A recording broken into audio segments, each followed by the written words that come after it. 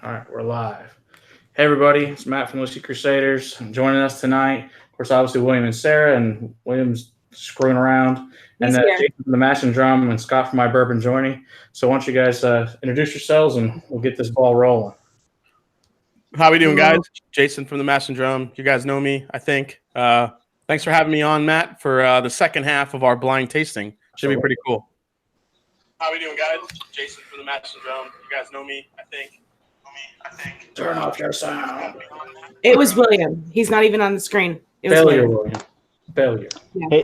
Hey guys, I'm Scott from My Bourbon Journey. Matt, thanks for having me on. This will be a fun lesson. I'm more in the background tonight, just kind of checking things out. But I wanted to go on a little bit of a journey. Matt was kind enough to kind of help me out with some things, so I'm interested to listen and see what everybody's drinking tonight. Now, what I've got so far is this. This is about as Scotchy as I get right now. So we'll see where it goes from there.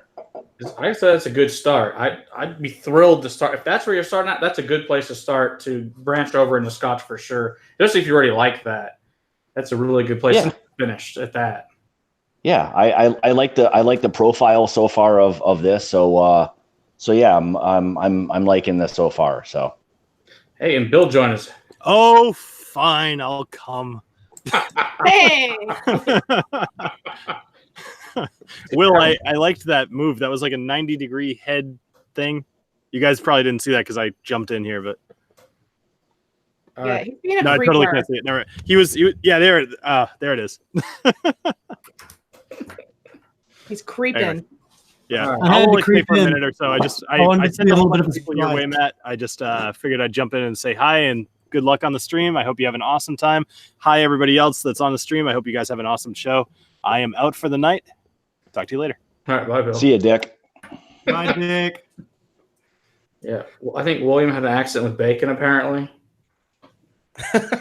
Lots of burns. Lots of burns. The beard disappeared. It's horrible. Oh, it's too funny. So anyway, so Jason, I guess you want to start with yours. I'm going to go first on this blinds. Can you just remind me of your order I gave you again, buddy? Okay, the order you gave me was B, D, G, C, J, and F. Okay, perfect. All right. Yeah. Why don't you go first and give it a go? All right. See what's in here. So everybody that's in the chat, basically what we're doing tonight is I've given Jason a bunch of different scotches, and he gave me a bunch of different bourbons, and they're all blinds. And Sarah and William also have the same ones that Jason has, so they also have no idea what it is. They just know it's Scotch. And I guess before we start drinking, let's say everybody in the chat who's in here tonight. It's probably lots of people. So we got William Devilar, the Dram Man, Charles Ashworth, Tony Cronin, Spencer Mav, Stellar Matrix, Travis Wallard, Bourbon Professor, Steve A. Let's see here. Moose Chung, Jason Gruzek, let's see, Robot Scott, Donald Rance, Mark Goins, Captain Make It Happen. Let's see. Let's keep scrolling. T. Green. And for those of you that are watching, if you're into bourbon, Scott's going to attempt to get into a little bit of Scotch tonight, so it'll be a little bit of a learning experience for him, which would be pretty cool. Yeah, it should be fun for sure. So yeah, we got Scott here. This will be never had fun. So people tried to kill him with peated Scotch, so we got that going for us. So and then the Scotch Just Dummies just joined. Pete Marcel, Vito from Cast Strength, Chris from Bourbon Insane. So yeah, we got 50 in the chat already. This is awesome. All right, so Christopher David. Hello, everybody. All right, so let's see what's in the glass here from Jason. It's another good one. It smells nice. I wish I knew what Jason sent you. I have no idea. Yeah. He gave me six on Wednesday I'd never had, so that's even better. Yeah, I saw that. Yeah, that's a shocker that someone could give you 6 of anything you haven't had. I know, seriously. I was so surprised we hadn't had any of them. So we'll see if I go 12 for 12 tonight. That would be awesome if that was accomplished. That would be amazing, in fact. I think one of these you actually either have or have tried. So Okay. at least one of these, I think you've had or tried. So I'm thinking I might go 5 for 6 out of these. Hey, that's still good. Can't complain. This one's pretty sweet so far. Lots of caramel, butterscotch, vanillas, baking spices, cinnamon. I'm guessing it's a little bit higher, maybe like mid 90s, maybe on the ABV or proof, I guess. But now it's got some wood showing up there, some oak. Oopsie. That's some more floral stuff. Now some like flowers. Oh yeah, that's actually a really good call out on that one. Yeah. Yeah, this keeps changing and changing. This smells really nice. Yeah, it's one of the most surprising bottles that I picked up. I kind of got this on a whim, and Perfect. I was surprised at how good it was. So, All right, see how this tastes. go for it.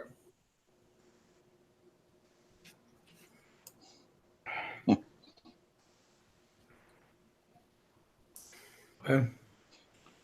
That's pretty sweet. The bourbon buddies told me to kick some Scotch ass tonight. I don't think that's possible for me. It's gonna kick my ass. It might hurt you. That's certainly possible. Yes. I'm Yeah. with you. So, Sarah and Will, are you guys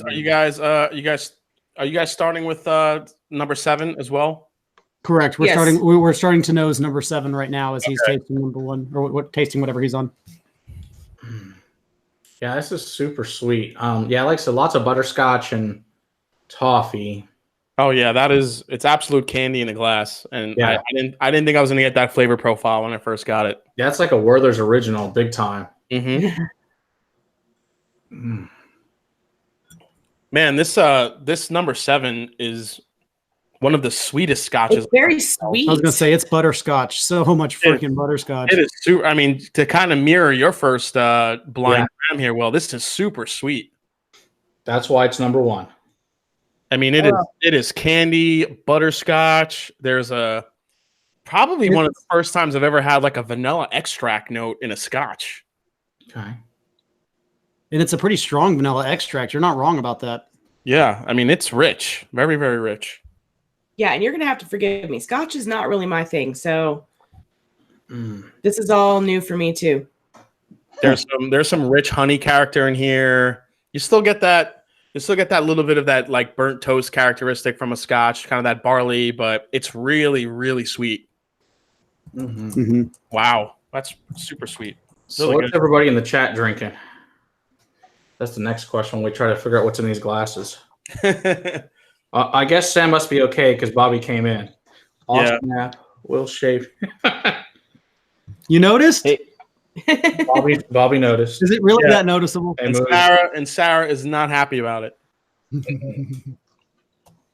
No, I'm not a Oh. fan. The taste is much richer than the smell. It's still really sweet, but it tastes fairly old and complex. Oh my God, what is that on the palate? That has a very distinct flavor. And I'm trying to. It's like whipped peaches. What? Say again, Will? Whipped peaches. Peaches, is that what it is? Peach?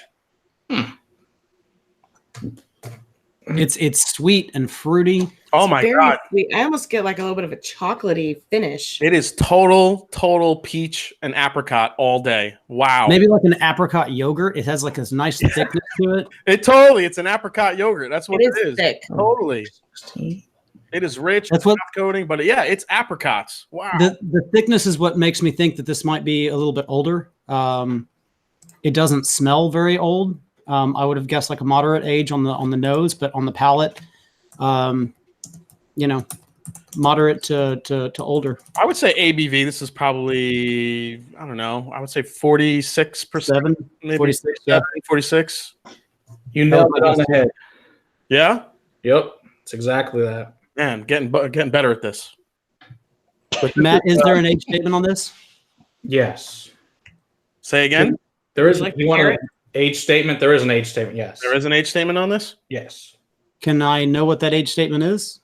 I guess it's what. How old do you think it is? 18. I would guess. Yes, I would guess 17 or 18 for this. It's 14. Okay. Really? Okay. Hey, it's older than you look. Jeez. Wow. Sorry, I couldn't help it. This guy. This Scotch is double your age. ID before we go on the stream. I mean, I'm just wondering. Huh? Do we check his ID before he got on the stream? She waited until I put the dram in my mouth. Perfect. Oh. Oh, yeah. And the taste of this, So I got, bad. yeah, but like butter cookies and almond butter. Oh, on that trim, absolutely. Almond Yeah. butter. Almond butter is a huge note I get on that one. So is this the Glenfiddich 14 bourbon cask? Nope. Yeah, no, I have that, and that's nearly doesn't taste as sweet as this one does. At least I don't think. That's really tasty. Okay, that one's really good. I like it. A 14-year, yeah, this is really good. I would say it's I wouldn't say it's like a maritime malt because it doesn't have that salty. It's just really sweet. I don't know. That one's kind of hard to pick out. I've never tasted a Scotch that sweet, especially that peachy and apricot-y. Mm. Yeah, it's not your typical Scotch because it's from an island. Interesting. It's from an island like the Caribbean. No, Is it Like rum? not Is it the rum? island. Is it rum? I think it's rum. It's That's not my rum. guess. I think it's rum. Yeah. I'm just meaning it's not coming from the island of Isla. It's coming from Skye, or it's coming from. Maybe Orkney Islands is a highland. It doesn't smell like Highland. It doesn't taste like Highland. No, it doesn't. I don't know. That's really interesting. All right, yeah, I like it, but I'll venture a guess later. okay. I'm just writing Hey, apricot. Matt. Yeah. Hey Matt, how dark was yours that you had, Matt, before?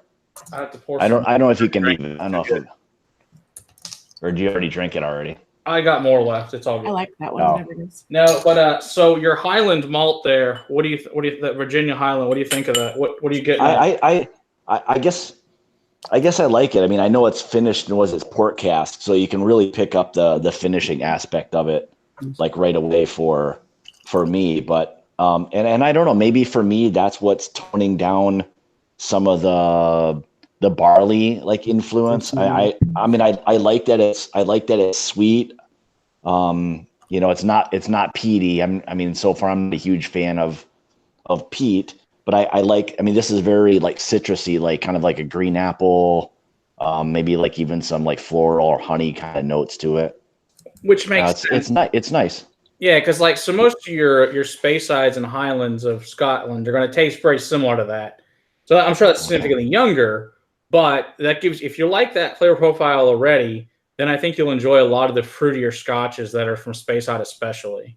I think that's some good ones to send you and take you on a journey on those in particular, since I know you said you really hate the peat so far. Because I mean I guess with the you know the peat I've had so far has been so dominating that maybe, I mean, I don't mind, like even when I've had some bourbon where it's got a little bit of like some smokiness to it, I don't mind that. But some of the ones I've had as far as the bourbons is that, or Scotches, it's been so heavy, like such heavy peat that I just can't get, I can't get beyond that at all. So. Yeah, I mean, I think, have you had any Speysides or Highlands that you're aware of from Scotland at all yet? I wouldn't even know. I would say no, because I don't think so. I mean, I've not had that many of them, so I would say no on that. Okay, sounds good. All right, so Jason, so I guess that's a thumbs up on that one, Jason. Yeah, I like this one a lot. Like I said, one of the most unique and one of the more sweeter. I think Will hit it dead on. I mean, it is just apricot and yogurt and peaches all day. Yeah, for sure. Somebody else had a comment in the comment section. I don't remember who said it, but Balvenie 14. That's another really good guess for this one. That one I've never had, but I don't remember I'm sorry. That one I have had, and I don't remember the Balvenie ever tasting this peach forward. The Balvenie 14, the Caribbean cask? Yeah, the Caribbean cask. Yeah, it's totally different. Yeah. Fair enough. It is good though. Oh, I liked it.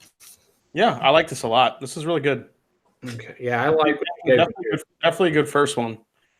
I think actually, Scott, I think you might like this with that peach note because this is sometimes you get some peach notes and I get peach and apricot notes a lot in Four Roses products sometimes.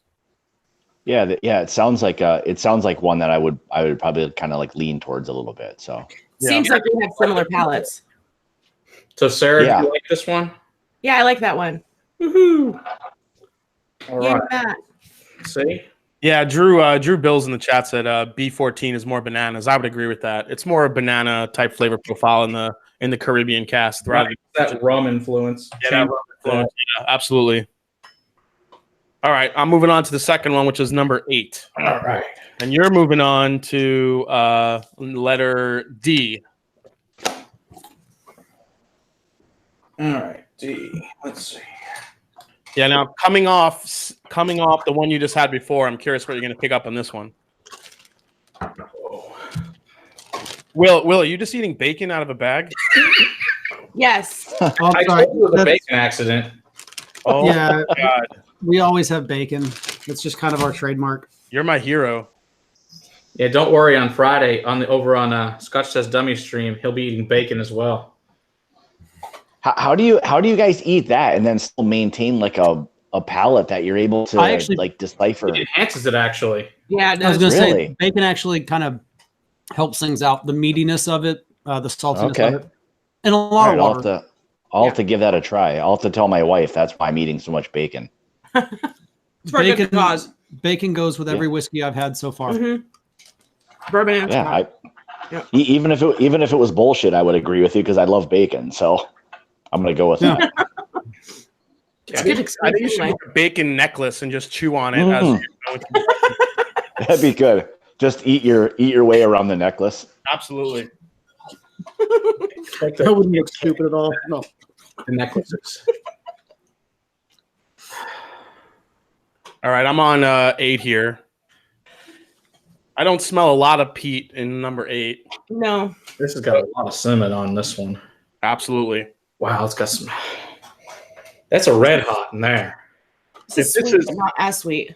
If there's peat in here, there's very, very little peat, if any. There's not peat in here. Matt? I don't think. I mean, it could be a. If I would guess, if it was something peated, maybe a Bunnahabhain, which is very, very lightly peated, and you'd barely ever smell it. It's got a very, very light peat on it. Oh, it does. Okay. It's not Fireball Kilojolt. I definitely thought about sneaking you some Fireball, but I didn't want to do that to you. I would have known what that was immediately. I know you would have. Probably spit it out. Now I'd have drank it. I'm a good sport. I don't care. It's just Fireball. It's fine. I love that I mentioned I love bacon. And now people are gonna give me like scotches that taste like bacon. There's a bacon bourbon. I've seen it, but I never bought it. Dram-Man, Kentucky. So you guys can verify this whether or not. He says Ardbeg, whatever this is, Ugadale. Yeah, that's the Oogie. Yeah, that's very bacony. Yeah. Okay. So bacony. Okay. All the Is Ardbeg it- line has this meaty pork bacon Band-Aid. flavor to it. Oh, She still gets okay. Band-Aid. All right. Yeah. But You lost me at Band-Aid. That's why I had to throw it out there for you. Just a warning. Okay, I appreciate that. I kind of have a feeling that you guys are going to mention a bunch of things, and Sarah will come to my rescue very quickly. So I got you Yeah. back. It's all got a lot of oak on it as well. Mm. A lot of oak, and like I said, the red hots. It's got a doughy nose as well from like fresh baked dough. oh, so maybe we'll talk about a weeder, maybe we're a weeder or something. Scott, I've actually sent you the sample before, so you've had this. Huh. Okay. Well, this is getting interesting. I'll have to listen to what he says. It's a lot of berries. I was going to say, Yeah. I just muted us, but I'm picking up berry notes in this. This smells like possibly a sherry cask influence. I'm getting. I think this is a mix of sherry and bourbon. I'm guessing a Bunnahabhain right off the bat, but I could. I haven't tasted it yet, but yeah, that's Nope. It's not a Bunnahabhain. Wow. Nope. It tastes and smells very similar. I have nothing to base all of this off of. It's So a close by island. What's it say again? It's a close by island of Isla. Oh, it's close by. Yeah, this has got like almost like a periwinkle nose to it as well. Oh, Wow, periwinkle. Look at you. He fancy. Periwinkle. this Scotch is really deep and rich and complex, and the peat shows up in the flavor much more than it was on the nose. And some Yeah, cedar. but I'm getting it. This is all red berries, sherry cask, Yep. vanillas, and then it ends with just like a little kick of peat right on the very. Yeah, I get the peat on the finish, but I don't get it at all on the nose. Yeah. I mean, it's barely there. It's barely there, so it's something that I can tolerate, but it wouldn't be something that I would reach for on the daily, I don't think. Yeah, is Campbelltown considered an island? Nope. No. That's peninsula. Yeah, this isn't. I wouldn't guess this is a Campbelltown. It was a question in the chat. Oh, okay. No. Is it from Alcatraz by any chance? I'd be willing to try one aged Alcatraz though, but I don't know of it. This is very raisiny on the nose. Yes. A ton of raisin. There's a hint of chocolate here that I'm picking up too, which is really. I get that on the taste. Yeah, this is really rich. I mean, it actually tastes like it could be a pretty old Scotch, but it doesn't. It's not a high ABV at all. Agreed. Yeah. You're right on the age. It is older and it is a lower ABV. That's correct. No, I get It chocolate covered sounds berries. really good. Yeah. Sounds really good though. It's really good. Chocolate covered berries with a hint of peat. Yeah, I would totally like a chocolate covered like a raisinette. Raisinette. Mm-hmm. It's a raisinette, but it's definitely got a nice mouthfeel. You can tell it's got a little bit of an age to it, and a little bit of that peat in the back. Really nice. Yeah, this has got still tons of cinnamon on the palate. And oak. There's a specific breakfast food that I get in that glass that you're trying. Breakfast food. I was wondering if you were going to get it.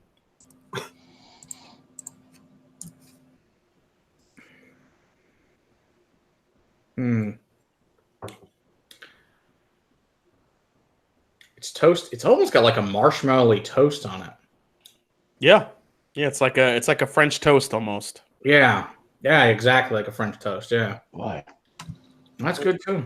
Cap and Make It Happen is guessing Bamore maybe on this. Nope. I don't know. It's really delicious. Whatever it is. I mean, I think it's a definitely lower ABV, like we said. It's very very tiny little peat, but a ton of Rich. that chocolate covered raisin note in there is really delicious. Yeah, this is really good. Now, I'm guessing this is a little bit higher ABV, or it's just the cinnamon is making it seem that way. Higher than what you had before. Yes. Yeah, but just slightly. Just a little bit. Yeah, not a ton. Slightly. Yep. Yeah, I don't think it's 100. I would guess, like 94, 96, somewhere in there. Or you think that's a weeder? Just based on your doughy comment before? Now, is there not a lot of spice? You haven't said a lot of spice though. Doesn't seem to have doesn't seem to have the smooth and whisk of a weeder usually I'll have. Okay. It was quite tasty. So the one they're having, it's 18 years and it's finished in a Grand Cru red wine. Okay. Oh well, that makes sense of the really rich berry notes in there and the raisins. Oh yeah. Yeah. The more it sits here and opens up, the more peaty it gets to me. Donald, I've had a lot of Lesage, and it's not briny enough. It doesn't have any of that sea salt in it. Mm-hmm. No. Yeah. Oh no, I turned my nose up for that. Mm-hmm. You would is that something you're a fan of, that saltiness, that kind of brininess? Yeah, okay. Yeah, well, I mean, I'm a form of really peat in all of its forms and all of the different kind of shapes and in the ways that it kind of presents itself in a spirit. high peat. Okay. And you'll see me the second they pour something that's actually peaty. Yeah, it's not salty or briny enough to be a Talisker, I don't think. I think I agree. think Jura's a good guess. I haven't explored Jura. That is a good guess, for sure. It is a Jura. Oh, it is Jura. Wow. So good job on that one. This is an 18-year-old Jura. Correct. It's really good. Really good. So the ABV? I would think is this a 40, 42? 88. So 44. Yeah, that's it. Definitely, it doesn't have that. I just wish this had a little more bite. It would be amazing. Yeah, I was a little bit disappointed in it. I was not as good as I was hoping when I got it, but they can't all be winners. I still like it a lot. It's just not as good as the flavors on it. The flavors on it are so delicious and intense. After having had it. It's quite Now on average, are the majority of scotches, obviously ones that aren't like cask strength, but are a lot of them lower ABV? They Yes. tend to be in like the low 90s, upper 80s. Okay. And there's actually a really specific reason for it. People like their scotches to be old, and in Scotland, you lose alcohol instead of losing water. When the angel share evaporates, they're losing ABV. So they can open up a cask that's, say, 35, 40 years old, but it could be 39% alcohol by volume, and it's not Scotch anymore. So they have to be super, super careful about how long they age things.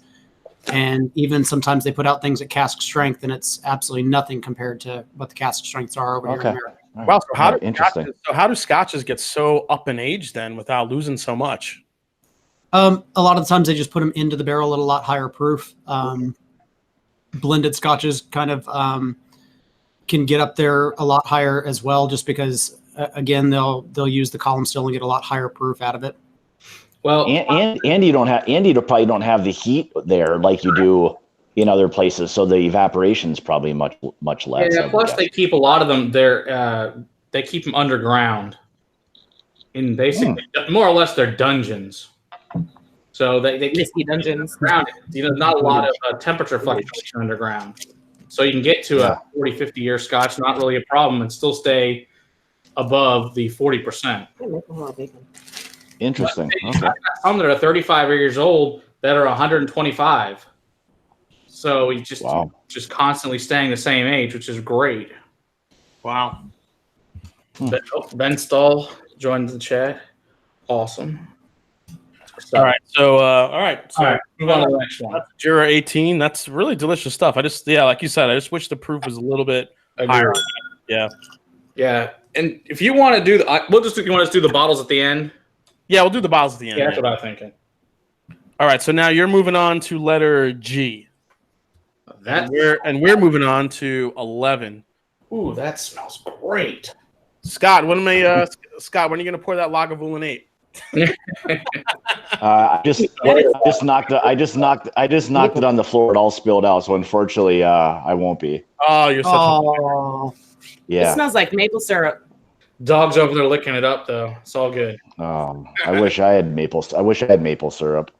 Yeah, that's what I smell. Instead, I'm smelling like some dirty feet. Oh God. Maple syrup and bacon. Oh jeez, I want what Sarah has so bad. I totally get a bacon note on this, Sarah. Absolutely. Oh my God, this stuff is like water looking. Yep. Yeah, that's true. And you colors for bourbon and Scotch are, because this is a bourbon, obviously. Your Scotches are so much lighter colored unless it's got a finish in it. Now, if it's got a port or a sherry cask, then it'll be red to purplish hues in it. But if it's just a regular bourbon cask, usually it's pretty damn light colored. Yeah, I don't know. Can you guys even see that? Like it's barely. Yeah, that's Lagavulin 8. It's not. That's over 50% ABV. It's natural color. They don't add anything to it. But there's a ridiculous amount of flavor that comes in there. That's Pinot Grigio levels of light. Yeah. Yeah, it's exactly what it's like. And I would guess like just looking at this way, it's kind of coating the glass is that this is maybe a non-chill filtered. Is that typical? Yeah, it's pretty typical for your better scotches. They almost are all non-chill filtered. So is this considered a better scotch? I don't know. We personally like it better because you're not removing the esters and the oils from it. So you get a lot more flavors that'll come out, more complexity. But if it's a lower ABV, you'll get cloudy in the glass when you add ice to it. Now, I think most of us don't add ice anymore, but if you do, that's fine. I'm a huge fan of the non-chill filtering. I just didn't know if if this was that, and is this considered like a better Scotch? I would say I yes, don't know. personally, but it's Okay. really a personal preference. I Okay. think they're All right. better with non-chill filter. Lagavulin 8, even when I first started, was kind of like the darling of the Lagavulin line, being about $50, high ABV, only 8 years old. So a lot of people love Lagavulin 8. I actually like Lagavulin 8 over the 16 personally. I do too. But then again, All it's mostly just the higher proof. I think Lagavulin 16 is better for people that enjoy the richness and a little bit less of the peat. Yeah, I would agree. I mean, Lagavulin 16 is delicious, but I like that little bite that 8 has. All right. Yep. All right. I think I think if I take a swig of this, someone's got to send Matt a super chat or something for this. Somebody needs to pay somebody for this. I wish we could. We can't yet. Oh, you can't. No, Wow. but we did reach over 300 tonight, though, so that's awesome. Send a check or something then. He's He's got PayPal. What about PayPal or something? to check. All right. Okay. All right. Here we go. Cheers, guys. All right, go for it, Scott. Cheers. Here we go. Scott's like closing his eyes and holding his nose. He's got a Doesn't help. case for this. Yep, there it is. Yep. Matt's seen that face many times. I didn't send it to you, so it's not my fault. All right, Scotty. Now you took the first sip. Now you have to. I know it's weird. The man is I'm telling you, once your palate acclimates to it a little bit, you're gonna start picking up some sweet flavors. You just gotta let it sit there on the palate a little bit. I know it's weird. I mean, it's very like how you smell at the end of like when you're sitting around a campfire. It tastes like how everyone smells when you go into like a camp or a tent at the end of the night. Yeah, no, definitely. I'm like Scott. You definitely got to go back to it. Some of these like sweet kind of sweet barbecue flavors are going to start kind of making its way to the forefront a little bit. But Yeah. The longer this one sits out here, the more the peat comes out in the nose. See, and I still don't get the peat in the nose at all, but we tasted it, and there's a glorious. I made a face. You peat probably to it. missed it. Wait, you guys are on. You guys tasted number 11. We are, yeah. Yeah. All right, I got to get into it here. Yeah, it's that's for me. I'm just still nosing this bad boy. So far, on the nose. So far 11 is really sweet on the nose. It's got some brine in there. Yeah. So this one to me has that salty, briny note characteristic. Mm-hmm. Yep, absolutely. And I took a sip, and I really can't get much past the peat. Oh my God, there's a ton of peat. Yeah. Uh-huh. So, wow. I'm gonna eat my bacon. It's really surprising because it's not very much on the nose at all. You just get that little bit of sea salt in the back, that seaweed. But then all of a sudden, when you sip it, you get that seaweed, you get that sea salt, but then you get this like layer of smoke that just kind of fills in as well. This is smoky, briny, seaweedy, ocean goodness. That's a beautiful Scotch for sure. Yeah. This is all you. Oh, it's so good. What are you doing? She's giving it to me. I'm eating my bacon to cover up the peat. Oh, whatever. It's awesome. Even like what you guys kind of described was a little bit of this, just not as peaty. I mean, it was a lot of what this just tasted like. Well, that is very similar, I would say. I think, Scott, you could, not now, obviously, but I think in maybe a year, you could easily work your way up to what's in their glass right now and probably actually really enjoy it. I've actually had a few friends that came to that were just bourbon guys. They're like, oh, is this thing that's a good Scotch? It's terrible. They moved here from Kentucky. And then they came to my house. They're like, okay, fine, I'll try a Scotch. They're like, hey, this is pretty good. I didn't know Scotch was good. I'm like, well, they've all had crap before.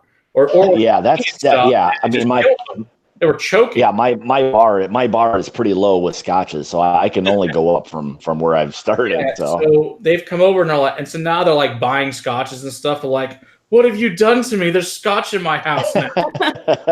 I think it's hilarious. Personally, there definitely is some underlying like sweetness and stuff to it, but the sweetness in me is a little more citrusy. Mm-hmm. Oh, absolutely, yeah. That's a big.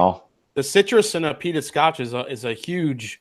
That's a huge thing that you get. So that's a really good call out, Scott. Yeah, but that like kind of like I know that you guys keep mentioning like this brininess, and that is kind of there, that like kind of seawater type of saltiness to it. Yep. Yeah, that's like exploding here in this class in 11. I would say this is about a 10 or 12-year-old Scotch. Correct. It's Really? 12. Nice. 12.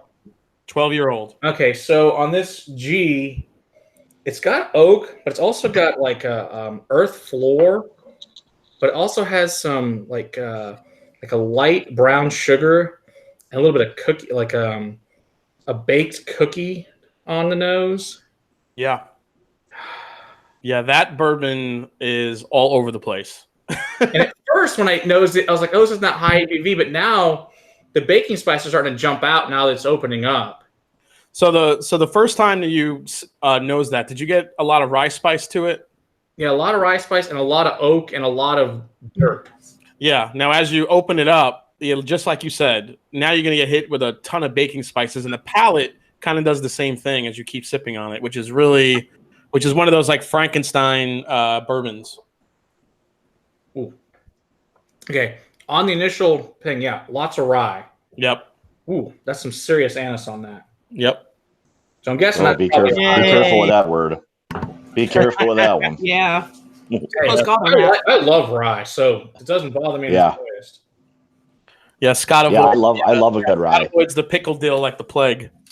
Yeah, Pickle, some of them are, as soon as with a good rye. I mean, the only one I would say for me that was still like very candy like, that had a little bit of dill, was that I really still liked, was the Kentucky Owl Batch 1. Still had some dill, but it was still so candy like, and I could get past all of that. I really like that. Yeah, I'm not a rye fan either. I like dill pickles, but I don't like it in a whiskey. So Yeah, and for me, a lot of times, like right away, it's either dill, it leans dill, or it's more that minty type of dill. Yeah, you know? spearmint, clove, that exactly. Side. We've found that the older the rye, the less the pickle. So I would agree. I think that's a very good assessment. So Scott, Chad Wallace is asking you, can you taste? Does it taste any more like Band-Aid to you, or are you picking up like different flavors? Yeah, I mean, I still think there's the underlying like Band-Aid effect to it, but once you kind of like, just like anything, I would say with whiskey in general, like once your palate becomes a little more acclimated and you're kind of like warming it up a little bit, you do start to pull out like some other flavors, and you can kind of get beyond that, where you start to maybe enjoy some of the other like nuance of what else is really there. So. Yeah, especially with peated whiskeys. Now that my palate and nose has gotten used to it, I could smell when something's heavily peated, but it's a lot easier for me now to kind of get past that and pick up all these amazing sweet flavors in it. So it's just kind of, it's like you said, it's just kind of an acclimation thing. Yeah, I think that is. Yeah. Take it from me. Drink a whole bunch of bourbon and then drink your Scotch. It's more tolerable. Yeah. Yeah. So. Once you're drunk. Not fully drunk, just feeling really good. You can still walk, you can still talk. Okay. Still make the conscious choice to drink that peated drink. Just taste, not so much. Yeah. Just shy of how the whiskey dick on his live streams. Just before you get to that stage, then you can enjoy a good furniture. Right before moving furniture stage. Yes. Okay. right before I'm become a home interior decorator, right? That's right. Yeah. Before I start moving lamps. So I get like So Matt, where are you with that whiskey? So I'm getting pie crust, like some apple crumbles. Yeah. A little peach in there. It's also, like I said, it's got some cinnamon. It's got this is really good too. But definitely more rye in this one than the first two for sure.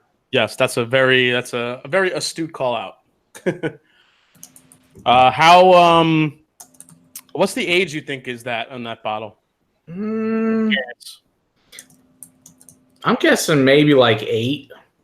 That's my guess on that one. You're close. I don't think it's going to be like real old, but not real young. No, it's very nice. No, not bad. I like One prior to that more, but good. Yeah. Okay. Cool. Yeah. I wanted to kind of throw you a curveball with all that rye spice. I want to see how your palate kind of reacted to that one. So that's cool. All right, guys, we're going into the next dram here. Let's go to we're on 10, right? That's what I have in front of me. Yeah, we're on 10. All right. Perfect. And again, the color on this one is still pretty light. It's not too dark. Wow. It's got some redness in it, though. Pete.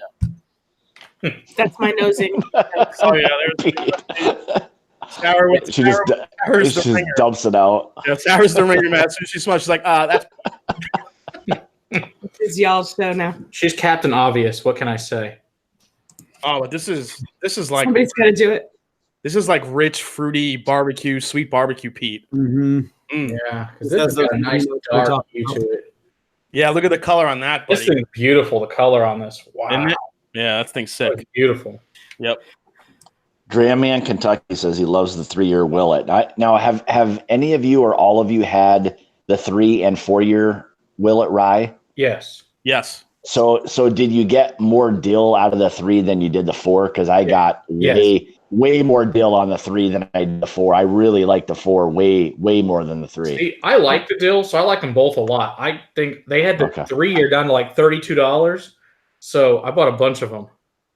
I love that dill flavor. The 3-year for me, I did get a good amount of dill, but the one flavor I got in the 3 that sets it apart from the 4 is I get like a lemongrass note in there.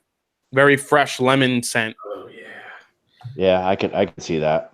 Hey Scott, have you ever had any Balcones products ever?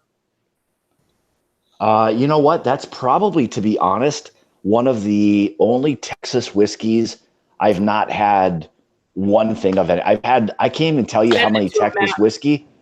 I've not had any of their stuff. I know everyone talks about it all the time, but it's the only one, not the only, but it seems like one of the only ones I've not had yet. So okay, yeah, because it's really. I think you might like their single malt. I think it'd be another good one to send you to try as well as that and their Mirador. I think it'd be two good ones. I think you probably really like.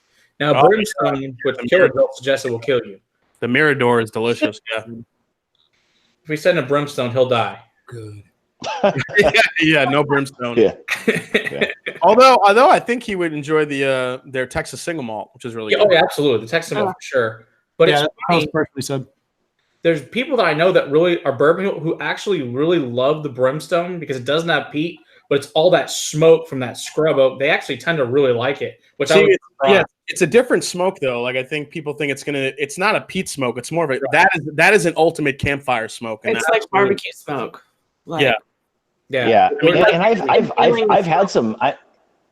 And I've had some bourbons where they actually are adding like a smoked malt. So I mean, you get that smoky campfire, and I don't really mind that. I mean, I am okay with that. So No, this is more like they smoked the liquid, like they like liquid smoke in it, or liquid Oh, okay, smoke okay, was added okay, to it. Like okay. this is a dominant mesquite barbecue smoke. In a good way. Oh, okay. Unlike Okay. Mesquite Crown, which is not good. So good. it smells so bad. I haven't tasted it yet. No, number 10 is Glorious. one of my favorite whiskeys I've had this year so far. This is beautiful, You don't even know beautiful what it stuff. is. I don't even know what it is. I love it though. Yeah, I just took a sip of this. This is glorious. Yeah. I haven't delved in yet. I'm scared. Ooh, okay. I absolutely love this. I put this up there with the Leseg 13-year cask strength that I picked up. This is definitely a higher ABV. Mhm. I think it's got some good age to it. It's got a lot of flavor, good mouthfeel. Ugh. A lot of fruitiness there. All that lemon and honey, that peat smoke. Oh man, that's really good. Reminds me a little bit of a Klein Leash. That's not for me. Okay. I'm about to go back to number 7. Yeah, I could see a Carmichael Clean Leash. Yeah, that would make sense, actually. That would be, granted, totally different locations, but yeah, that would make sense. You're like, it's the other end of the spectrum, but it could be. It could be. Well, where they are as far north as both are, they're actually pretty close as far as how far north they are. So that actually, one's west and one's east, but it kind of makes sense. Yeah, I mean, if it's something I've never had before, I'm not sure. It probably is, but if I had one thing that I could equate that to, it's a Klein Leash. Is this a Highland Park, Matt? Nope, Okay. You were just saying high north. not that far north. Fair enough. Okay, so This is beautiful, and I love it, and I want some. you should. Yeah, so this has the rye spice on it, but it's also got a lot of candied sweetness on it. Yeah, absolutely. It's got bourbons It's in got there. your oak and got your cinnamon. But yeah, it's like a cake almost. Mm-hmm. Like a really thick, moist, We've got two. almost like a carrot cake. Oh yeah, absolutely. That's a big call out. This nose is like my favorite nose so far. This is really complex. This smells awesome. You're gonna need it. It keeps changing. Every time I go back, it's different. Yeah, and that bottle is about halfway down, so it has gotten. I was really glad I could send this to you because it has gotten infinitely better with some air in it. I mean, it was really good. It was really good when I first poured it, but now it's like it's at such a perfect point. Yeah, this is glory. Yeah, whatever this is, this smells amazing. Hey, are you Will and Sarah? Are you guys getting you getting any sort of maritime notes in this as well now? You getting any? I gave mine to him. Oh, you poured it. Not for me. Yeah. It's not for me. Yes, this is a briny sweet, a briny peaty. And again, the smoke doesn't show up. The medicinal doesn't show up very much to me. Shows up all day for me. It's probably one of the cleanest, probably a really clean peat flavor with not a lot of aftertaste to it. Yeah. It's very clean. It's very bright. It's very sweet, but it's definitely has a maritime to it. One of the other reasons why I asked if it was Highland Park is because Highland Park has that just kind of sweet peat. It's not nearly as smoky as, the peat from. Yeah, and Highland Park's all the way up north in the Orkney Islands, so that would make sense. Yeah, he already ruled that one out for us. But what's the other one that's up there? The island, the Sky region, the Sky whiskeys. That is the island. Oh, it is on Sky. Okay, so I don't know many on Sky, but that's the island. There's only one. Yeah. So isn't that Talisker then? Correct. Oh, all right. So it's Talisker. This is a glorious Talisker. yes, it is. It should be. Okay, this is an expensive Talisker apparently. It should be. My goodness, that is so good. No. You're like, there's only one. Yeah. I can't wait to find out. I can't wait to find out which Talisker that is because this is so rich. Oh my gosh, this is awesome. But this has got to be way higher ABV than the other three. Yeah, you're right. Well, let me check here. I think so. Or there's just like incredible cinema on this as well. Mm-hmm. And the rye. It's got a lot of cherry and vanilla too. Got some of that cake substance to it. Yep. Yeah, this is really it's a really spicy dessert whiskey. Yeah, I like the scotches that they spell BOURBON. Really good ones. Me too. Those are my favorite. I love that scotch. It's such a good one. If you guys are looking for a good one, check that one out sometime. Hey Scotty, why don't you show them the other special bottle you got for tonight? Doesn't have ppm on it. Which one? I've got two other super special ones. You have two more to drink then. Perfect. No, I don't know. I don't know about that. But beautiful one with the dark label. Yeah. Well, Cat to make it happen says there's actually another distillery is just opening on Sky, but they do not have any product out yet. Oh, good to know. That's awesome. There's another one opening. There you go. Okay. There it is. Oh, yeah, actually, Sky's a cool island because I don't know if you guys ever had Drambuie, the Scotch liqueur, but that's supposedly the recipe of Bonnie Prince Charlie from like the 1750s when he escaped there after the Battle of Culloden. That they made all the botanicals in there and they added it to the Scotch, so they had it out there. Oh, red label. Is this gonna? I want to try to set off. I'm gonna try to set off a major conversation here. So in 3, 2, 1, go. Bill hates that whiskey, and that's not even. I didn't even know that this was a thing. So somebody, like I was showing you guys before, someone sent me this, and maybe I'm gonna try it here in a minute. But I didn't even realize you could have that. Oh yeah, for sure. Okay. The question is, All right. do you have any clue what it is? Only because it says Remember 100%. He said it was the Do Good distillery. that Yeah, I don't know. Oh God, I gotta smell this. Oh God. Oh my God. Oh, I've played a lot of sports growing up my whole life, and I don't think I've ever even smelled a dude who smelled this disgusting. Oh, send it to me. Oh my God. Oh, Oh, God, what My did suggestion, what did I tell you about going around the gym and smelling food? I know you told me that on multiple occasions, but Hey, at least it wasn't jock straps. We're in good shape. Yeah. yeah, that you know of. That you know of. All right, so I'm You going. know, actually, all right. I'm gonna pour this. This doesn't even smell as bad as the other stuff, almost. Wow. Man, Matt, you're really Oh, stuck. You're really actually, that's stuck on pretty that letter. good. You're really stuck on C, aren't you? Yeah, that thing is awesome. Whatever that is, that's my favorite so far. Yeah. Ooh, that thing is damn good. That's got some heavy cherries, like maraschino cherries on it. Oh Oof. yeah, absolutely. That's definitely. And I'm thinking. that flavor didn't really come out until I got it about halfway down the bottle. Oh, damn, that's good. Matt, are you trying to kill me over here? Oh my God, number 9 has Oh one of the great. wow. Oh yeah. no. Oh, this is oh, Oh, this is ridiculous. good. Nose. number 9, it's that really light color, a Yeah. little bit more like Chardonnay than maybe a Pinot Grigio, but definitely a lighter color. Oh man. He poured me like the tiniest little amount because he knew I wasn't gonna like it. Dustin says there's something wrong with people who don't like peat. I don't agree with that. We'll at all. get you there. It's all good. Yeah. Listen, I think Pete's a nice guy. You gotta just warm up to him a little bit. Yeah, Yeah, absolutely. Pete, you son of a bitch. Pete, you son of a bitch, as my grandmother would say. Yeah, and Pit Face Barbecue says we should send you some Octomore. I think you'd really love that.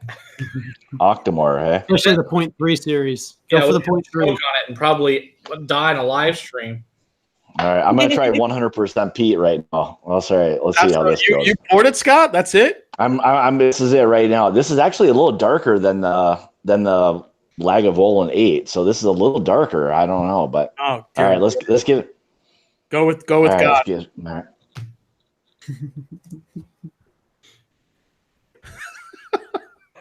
Is he alive?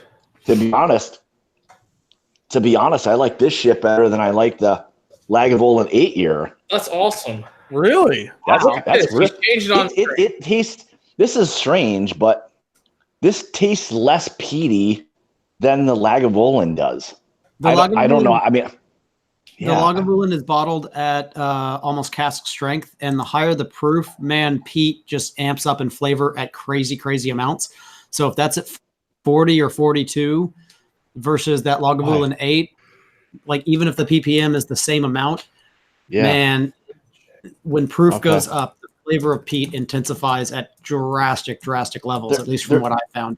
There's even this like effervescence to it. There's like this kind of like if you drink like a Sprite, how it's real like fizzy. It almost feels like that in your mouth, kind of. Yeah, that must be a pretty young whiskey, because I tend to get the young that effervescent on the younger peat. Yeah. Yeah, that wouldn't surprise me coming from them that it was a little younger, but yeah, that's actually not too bad. I think now that my palate's completely wrecked, I think I'm okay with it. So 9 is glorious. 9 is so glorious. Interesting. Number 10 was epic. 9 smells just as lovely. 10 was the leader in the clubhouse until 9 just came in. So there's more of a, like she just said, there's I more can of a get lemon off of it behind the peat, and that's about it. Yeah, it's lemon super curd. tasty, lemon curd. There's I'm getting a hint of cinnamon in there. Some bright, definitely bright, like burnt toast notes. A little bit of a rich like honey maple characteristic in there. Man, that is really good. I'm guessing that's some sort of Octomore. Nope. It's not? It's another island, though. Oh, it is another island, though. Okay. It tastes like licking a charcoal briquette. Jesus. Oh, Yeah, God. maybe. I don't know. Will, you've had some more experience. I've only tried one Lecheg, or how do you pronounce it? Jay? Lecheg? Lecheg. We don't know. We just asked Roy. Okay. We just make shit up on that one because Would this qualify in that category as a Lecheg? This doesn't taste like either of the two that I've had, but that's not to say that this couldn't be, something from them. Are we thinking too hard? Is it some kind of Finnish Lafroig? No, you're thinking completely right. What's that? You're thinking completely right. Wait, Yeah. in which aspect? In which one? That it's Lejeg. Oh, really? Okay. Is this the 13-year? Nope, Which one is this? it's a 10. Really? You have it? The 10-year? Jesus. This is just the regular. There you go. I didn't send you the cast strength one. I can bring that one to Austin though. This doesn't taste as peaty as the last one to me for some reason. It's not, and it's more of a briny peat. It's like charcoal briquette. It's not. I think when you mix the peatiness with the brininess, it's more intense. Mm-hmm. I stuck my charcoal in the salt water and then I licked it. That's what it tastes like. Captain Make It Happen said it's like dulce de leche, so it's lecheg. There you go. Lecheg. See, I said it right. Good. Thank you, John. Glad somebody knows. I'm not even pretend to try to pronounce that one. All right, so which dram are you on now? All right, so I'm on J. Okay. So this has got some earthy, like a water taffy nose on it. But it's also got some of the baking spices. And I also get like a sugar cookie. Yeah. Oh, that's some fruits or some lemon, lime, some citruses now starting to show up. Yeah, there's a ton of citrus on there. Wow. Yeah. Yeah, really lemon, limey, a little bit of orange, Goes down my mouth. little vanilla in the back. Man, I need a bag of bacon. Yeah. Next time we'll send you some bacon. Too bad with overnight it'll be growing mold. Oh, just next time I'm doing a live stream with you, I'm just gonna make a bag of bacon. There we go. Oh, man.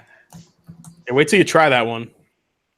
As far as the nose goes, it doesn't smell as hot, but I haven't tasted it yet. Sorry, let's see.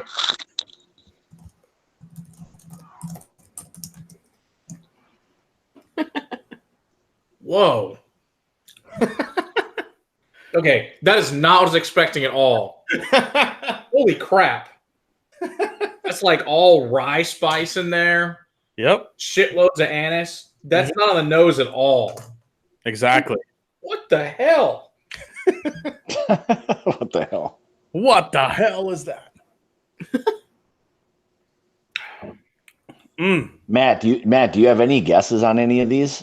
I know everyone else has been guessing. Matt hasn't guessed on any. I don't really guess on bourbons because they're so. They're usually from Kentucky, and if they're from other states, I can usually tell. But I'm guessing these are Kentucky, as they have a similar thing. I'm not good enough to know which brand, generally speaking, as far as bourbons now. Now scotches, I can probably tell you, but on bourbons, not as much. Okay. I want a bottle of this Lecheg. They recently released a 13-year cask strength that was finished in a wine cask. It's one of my favorite whiskeys I've tried this year so far. Oh, I thought number 10 was. Well, that one is on that same list of favorite whiskeys I've had so far this year. Is this a bourbon or is this a rye? Whiskey Vault. Say again, Matt. Is this a bourbon or just like a really high rye bourbon? What do you think it is? The nose smells nothing like a rye, but it tastes like a rye. That is bizarre. This is actually the one that I think that you might have had before. I'm not sure if you have. Have you ever tasted anything like that? Not with the nose. Taste maybe, but nose, not the nose on that. Okay. All right. So that's curious then. That's kind of cool. You're getting Really interesting. Yep. I wonder if as different as that is to you, Matt. I'm wondering if maybe he hit you with an old dusty ass thing or something. Maybe. I don't know what this. I did that. I did that too on the last tasting we did. Okay. Which one's Okay. really Okay. Yeah, he actually really liked them. Yep. Okay. No, I like this. It's just not completely unexpected. The nose and the palate are not remotely in the same ballpark. Okay. This is one of the most interesting whiskeys as far as the differences in that. This is so uniquely different. I got to figure it's a rye, but it's so weird. I like it. I just don't know what the hell it is. It's got to be a rye based on the palate. It has to be. Or like maybe a low rye, I can't, damn. I might also guess as different as that is, and if you're guessing like a rye or something with it being that unique, it sounds like you could also. What do you think? Like the ABV? What do you think it's like? Yeah. What do you think the ABV is on that one? Higher, I would guess around 100, just based on the nose doesn't give it away, but the heat on it from the palate, I would say it's probably pretty close to 100. I would say around 100. Okay. Okay. All right. Yeah. I was starting to guess. Scott, I was starting to guess like just based on what you kind of like were describing it as unique and stuff. I was thinking maybe it was that Old Forester rye or something. Maybe. But I have one. I only tried it like once or twice, and then I put it in the back of the cab, and I forgot where it even is. I don't know. Okay. But I don't think that Old Forester rye is 100 proof though, is it? It is 100 proof. Oh, it is. Okay. Okay. Because it's different. It's different on the nose like that. It's a really unique rye, that's for sure. So it is. There's a ton of citrus notes in the Old Forester rye that you get from that higher barley content being the second most dominant grain to the corn being the least dominant grain. Which is an interesting mash bill. No, this is really nice. This is definitely very complex and interesting for sure. Yeah, and if you have some more of that, that'll each time you go back to it, it's going to change on you. I guarantee. Okay. Awesome. Yeah, I saved most of it. All right. We're here's a good question for Scotch and bourbon people. With a Scotch when you pour it, do they have a tendency to open up as much as a bourbon will if you give it a little while? Yeah. Yes. Absolutely. They will. Yeah. Okay. Yes. Okay.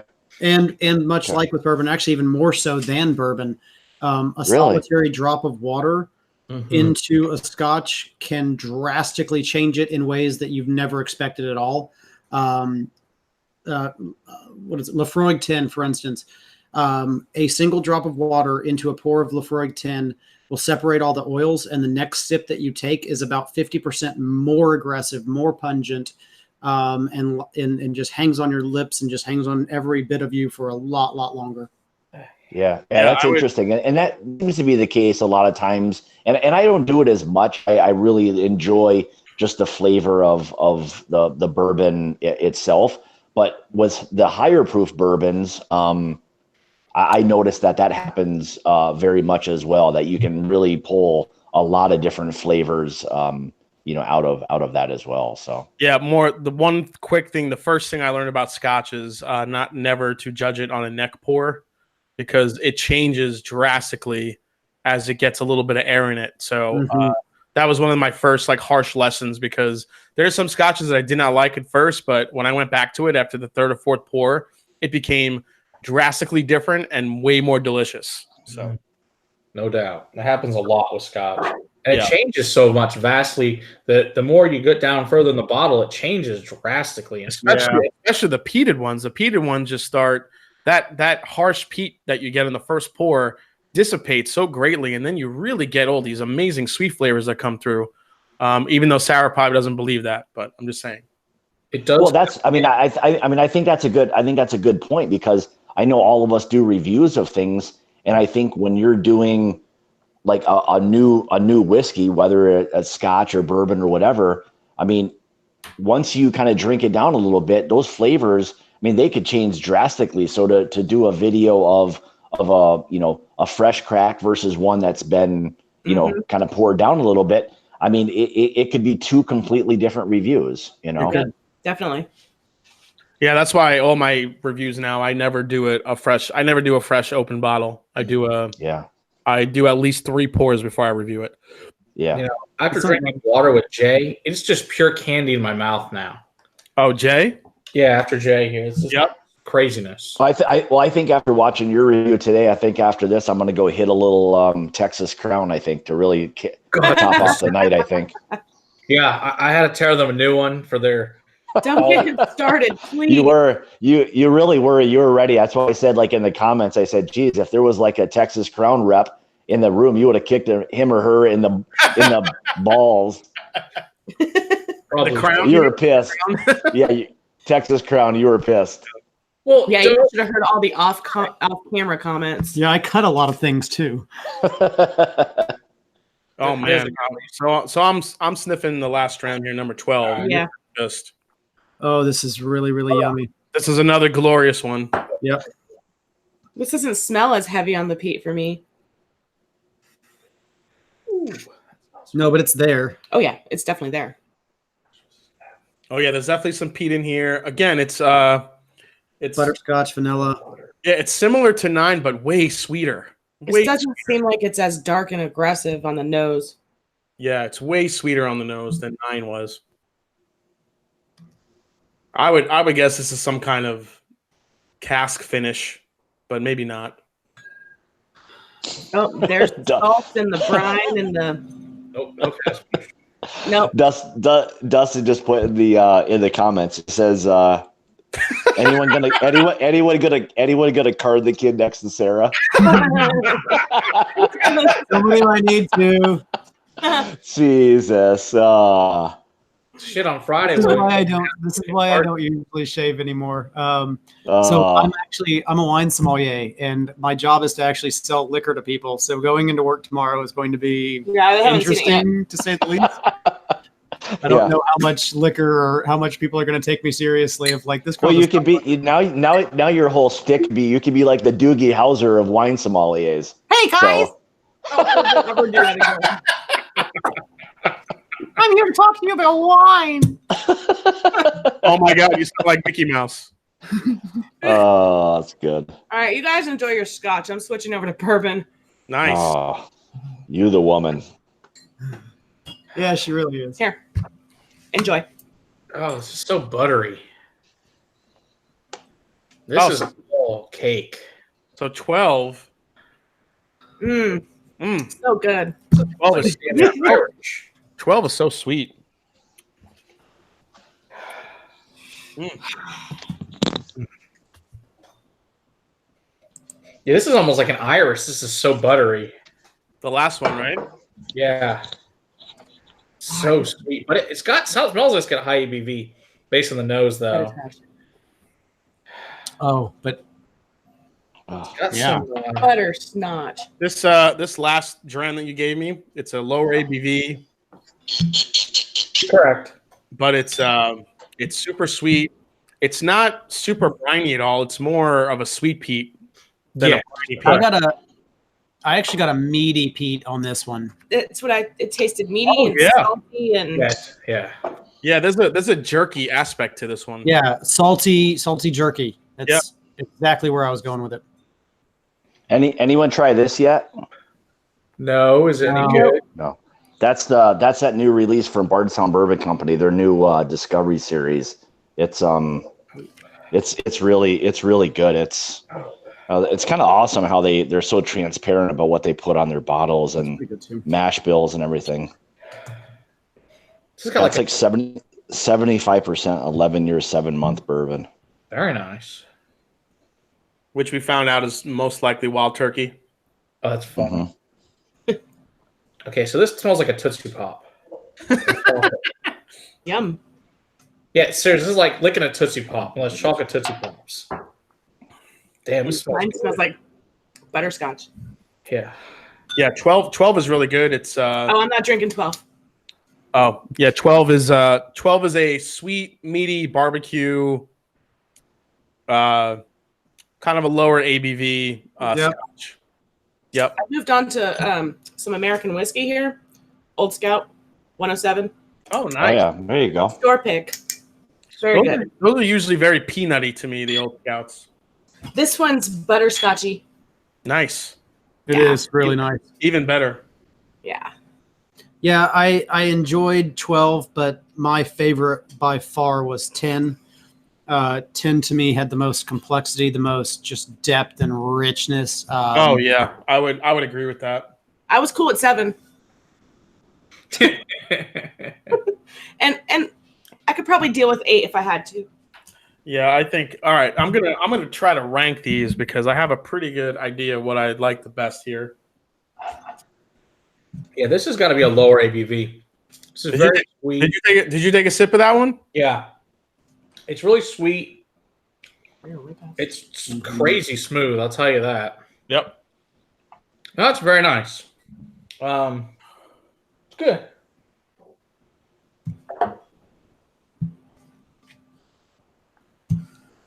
So yeah, same thing. It's buttery, butterscotch, a little caramel too, like at the bottom of a Starbucks cup when you get one of those Frappuccino things.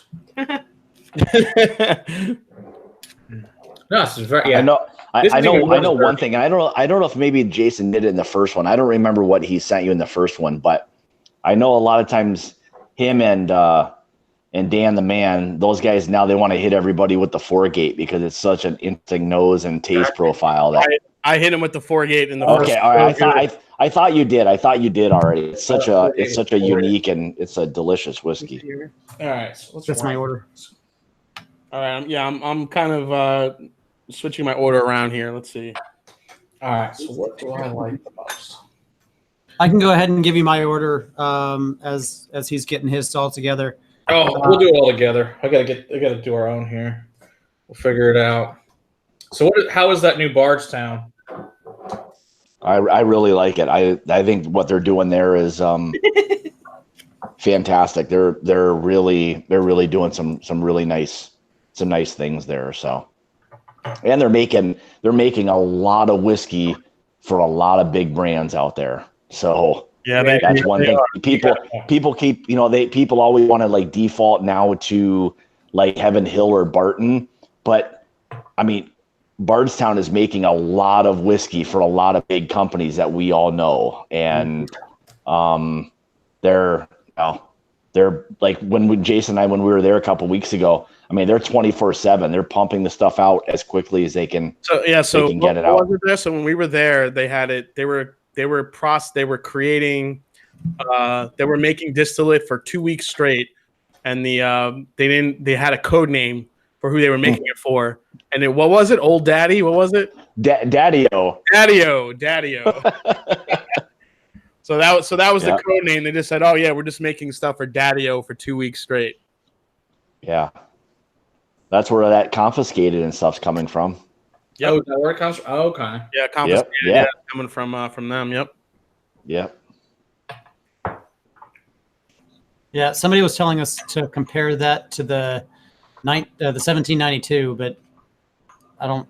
Well, I kept hearing that people kept saying that Fred Minnick and stuff that he was confirming that the confiscated was coming from 1792, but I didn't know like where they were or why they were saying that, because when we were there they had the stuff all over, like I mean the bottles in their display case, and they're not going to display stuff that they're not producing out of there. So Right. Same thing with like Kentucky Owl.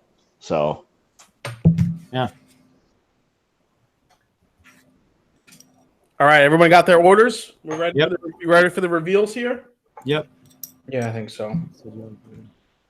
All right, so Will, well, I don't know if Sarah's really in it, but Will, what's your Bourbon. She's like, I'm gonna drink. And number 7 was good. Number 7, okay. So Will, what was your order for these? My least favorite was number 7, Okay. and then number 8, number 11, 12, 9, and my favorite was 10. Yeah, we were all over the map. I mean, you had number 10 as our favorite easily. Yeah. Okay, so let's see. Yeah, by leaps and bounds. Yeah. 10 was so much richer and more deep and complex. 10 was your favorite. 10, All yeah, right. 10 was both our number ones. All right, so 10, Drum roll. Talisker 18 year. Mm. Oh. Damn, that stuff is so good. Should I Yeah. get the bottle out too? But yeah, you look at how beautifully dark this whiskey Damn. is. First, yeah, that's just colored. beautiful color on it. My word. That's got some caramel. Yeah, it is tasty. What's the what is that aged in? Is that primarily ex-bourbon? This one, as far as I know, yeah, I don't know. I don't think this one has a. Yeah, it's just bourbon. There's no finish on it. Now they do make one called the Dark Storm, which is a travel retail only, which I think is even better. Oh, really? Okay. If you ever get I a don't know chance, about better, but That is butterscotch. oh, we did a flight one night of I think 5 different Taliskers, and 18 was number 2 to the Dark Storm for all of us. All right, so let's go in reverse order for you, Matt. What was your least favorite? My least favorite, I think, was probably they were all good. Nothing was bad, but I think least favorite was probably B. B was your least favorite? Yeah. Okay, so B is the Uncle Nearest 1820 single barrel Tennessee whiskey. I'm not surprised because I'm glad I tried it. That's good to know. I have a regular one. Uh-huh. It's horrible. Yeah, so Uncle Nearest released these 11-year-old single barrel. This is cast strength 108.8 proof. Okay. And I had the regular Uncle Nearest, and I wasn't that crazy about it. But then I saw this and grabbed it, Yeah. figuring a little bit of age, maybe some higher ABV would do it some good. And I really thought it was pretty delicious. Definitely better leaps and bounds than the regular Uncle Nearest. Absolutely. Way better. Yeah, The way funny thing about it is I've had some that are delicious and some that are just awful. There's no consistency in that brand whatsoever. Yeah, that's a big knock on Uncle Nearest. Absolutely. Yeah. So Is that are they sourcing all their stuff from Dickel right now? I believe so. I think so. Yeah. It's definitely That's what I better than the regular one, though, for sure. Yeah. Definitely better. All right. So Will, what was, I guess, well, we saw our favorite was Talisker 18. What was your second place, Will? 9, which we knew was the Oh, that was the Lejeg. Los Egg tin, which has always been a go-to of mine. I absolutely love that. I bought a tiny bottle of that early on in my Scotch journey, and okay, sorry, my wonderful wife bought me a tiny bottle of that early on in my Scotch journey. I have all of the scotch. I bought you that. Yeah, And, I figured you'd get this one because I knew how much you loved it, so I had to throw it in there. Yeah, That's a really nice dram. Was that the same thing for you, the second one, Jason? No, actually, that was my fourth place. Oh, okay. What was your? My second place was 11, It was 11. Okay. which I believe we figured out was the Jura. I think 11 was Highland Park. 12. Oh. Parking. Wait, what? You said 11. I'm sorry. Yeah, 11. Highland Park 12. interesting. Did it? I thought you said that was a Jura 18. That's number 8. Number 8. Yeah, the Highland Park's not horrible, but still. Oh, maybe I had it mixed up here.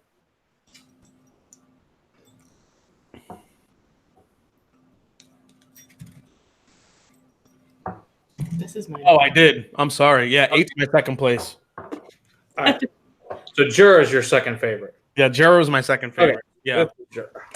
yeah, the super delicious raisin, the chocolate covered raisin one. So what? 8? So this one, like I said, is Yeah, that one was really fucking good.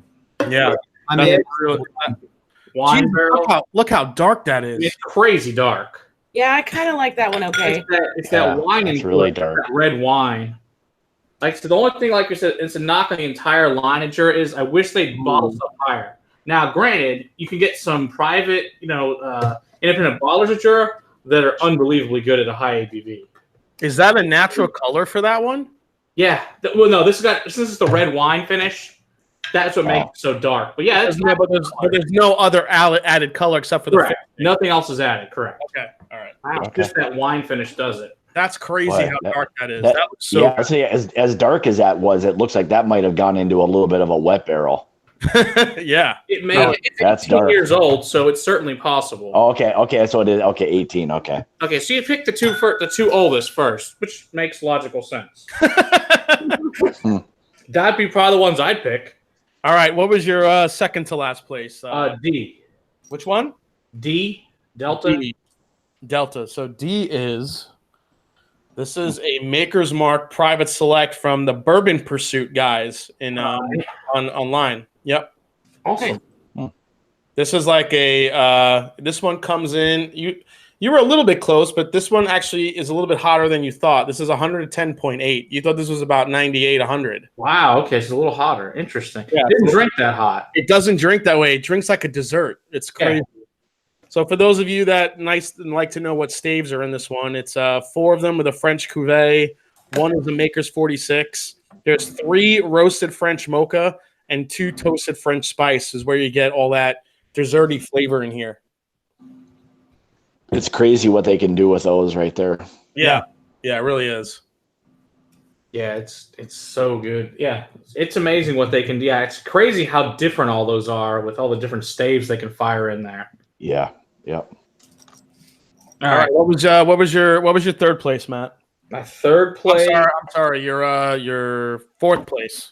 Fourth place was F. And the only reason really being is it was kind of simple, I thought, and it was really nice. It just seemed kind of simple. Well, this one might throw you a little bit. I wanted to throw this one in here because I wasn't sure if you had this already. So it's not a bourbon. It's actually a Scotch. Oh. No wonder it was so easy drinking. So this is a Bunnahabhain travel retail exclusive.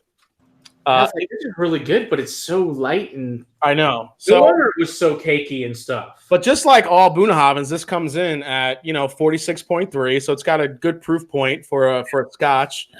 This is the I forgot how the hell you pronounce it. It's your guess as good as mine. Yeah, the Iric na Green, which is Gaelic for morning sky. This is distilled, and it's finished in red wine single casks. So that's where all that sweetness came in. Okay. For the Bunnahabhain. Now I know why it was so buttery, because it was a Scotch. Have you ever had that one before? No, I never have had that one. Yes. All right, another one. That's all. That was very good. Okay, so I'm glad. I'm like, it's so buttery. Why is it? This is the weirdest bourbon ever because it's not bourbon. Yeah, I'll actually show you the bottle. It's a big ass bottle for a Bunnahabhain. Usually they're not that big, but you can see the front of it here. Wow, very cool. Yeah, so really, it's as soon as I'm a Bunnahabhain fanboy, so as soon as I saw it, I grabbed it. Absolutely. So where'd you get it? That travel retail? Where were you traveling to? Actually, when I went over to visit Rob from Whiskey in the Six, and I went to Canada, there's a duty free shop right on the border. So I ran in there and saw what they had, and I grabbed it. Oh, very cool.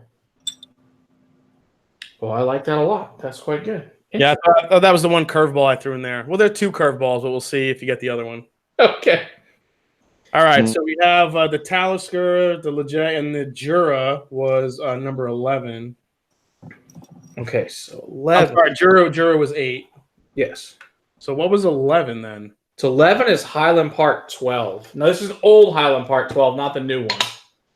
So what they told us is there's older juice in this than the new one. The new one's called Viking Honor, but I gave you the old one because I think it's a little bit better. They taste the flavor profile is the same. It's just has a little bit older stuff in it, so I think it's a little bit better.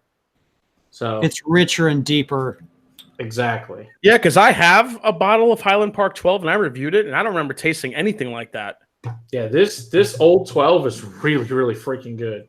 It's got more of the Highland Park 18 in it than the new bottles do. The new line just has maybe 1 or 2 older barrels in it, and it's mostly 12s.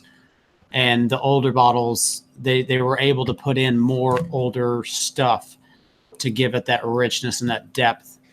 Yeah, like they said, the old 18 has a lot of like 30-something-year-old Scotch. Yeah. Which was, so if you see an old 18 Highland Park, buy it.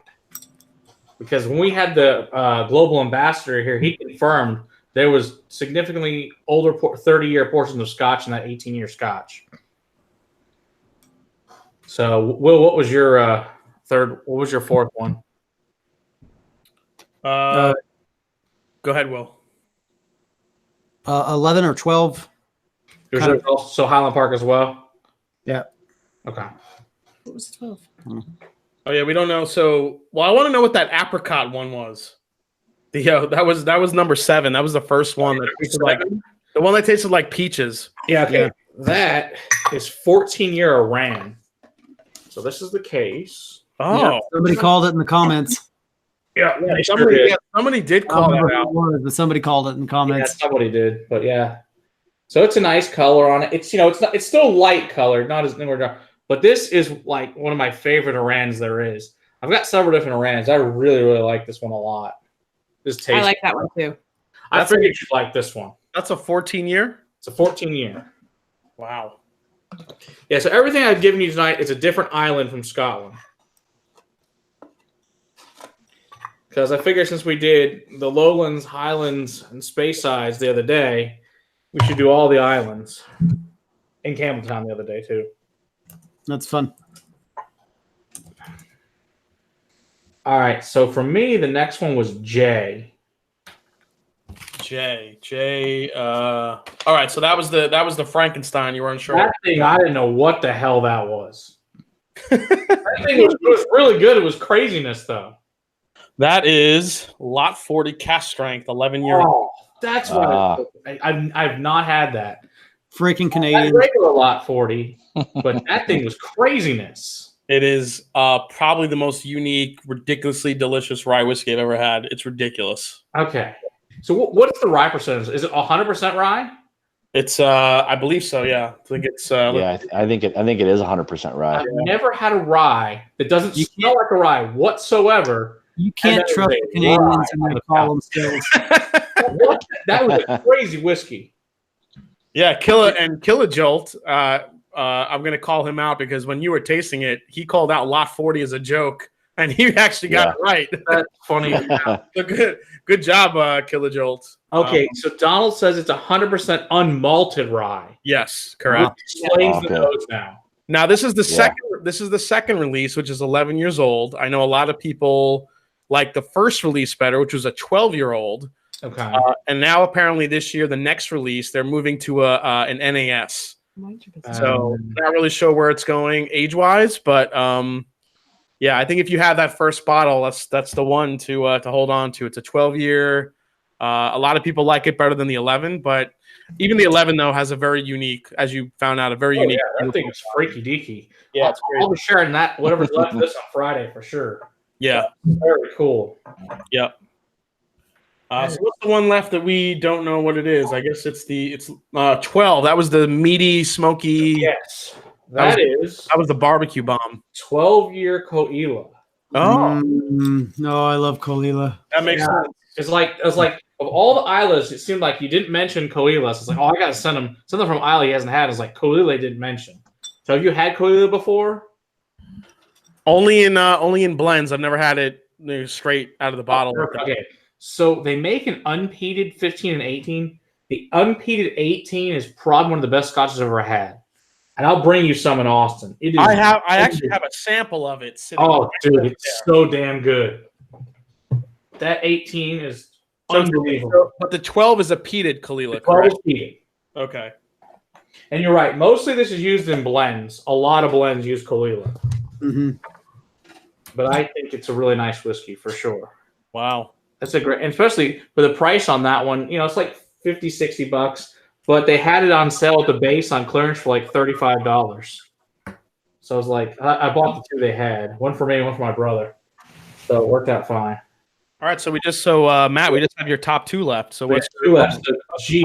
What's your second place? G. G was your second place? Yes. All right. So that is that's a Barrel Craft Spirits bourbon, batch 18. Oh, very nice. I have not had that one either. So this is 11 years old. It's a blend of I believe 3 or 4 different whiskeys from various. There's Kentucky. They mix some Indiana in there, some MGP definitely, and I believe there's some Tennessee whiskey in there too. Okay.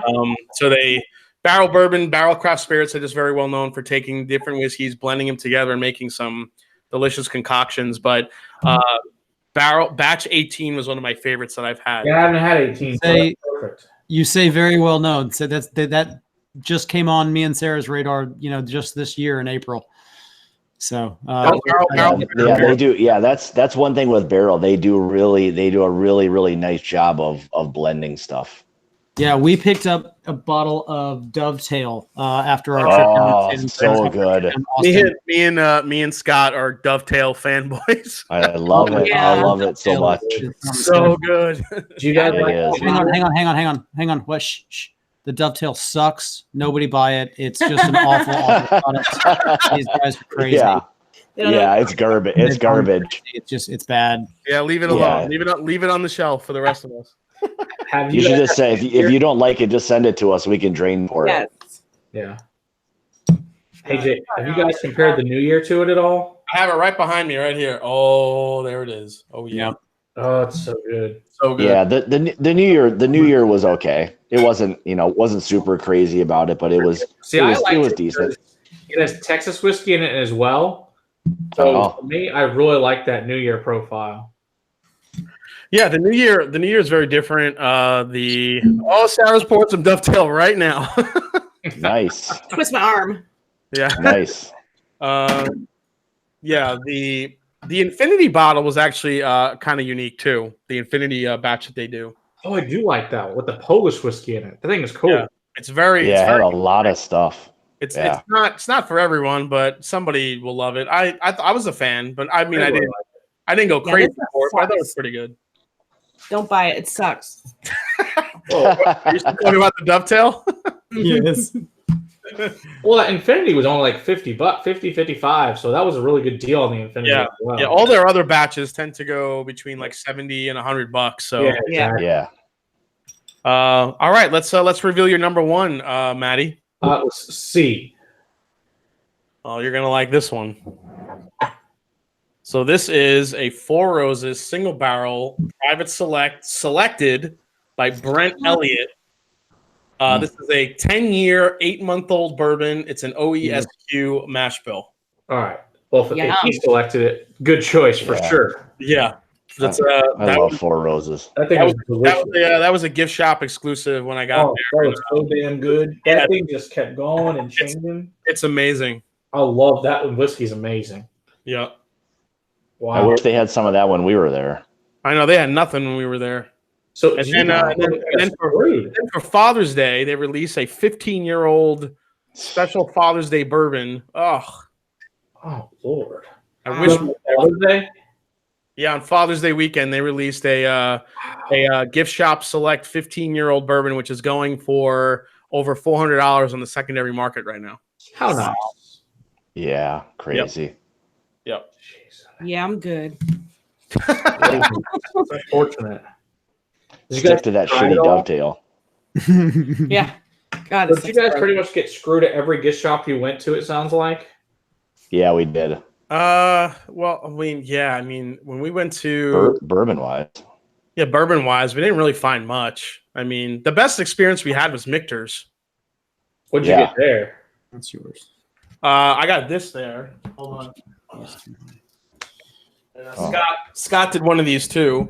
Yeah. Oh yeah. The channel, I've seen this. We got to bottle, box, and label our own bottle Ooh. of a barrel strength rye from Michter's. Oh hell yeah. It's a 4 Yeah. Nelson Select. This is 115 proof. It was the highest proof that they ever had in their Nice. barrel aged rye.